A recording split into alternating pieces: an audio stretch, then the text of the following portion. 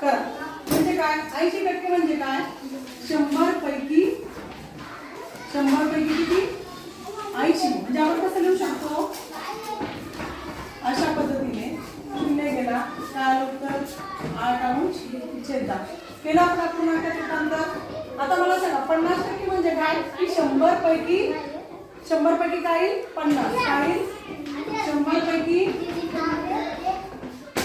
50 म्हणजेच 50/100 0 गेला काय अपूर्णांक 5/10. आता 40% म्हणजे काय 100 पैकी किती 40. म्हणजे काय की 40/100 0 गेला 4/10 अशा पद्धतीने. म्हणजे आपण शेकड्याचं अपूर्णांकामध्ये रूपांतर पण करू शकतो. समजलं? Okay madam.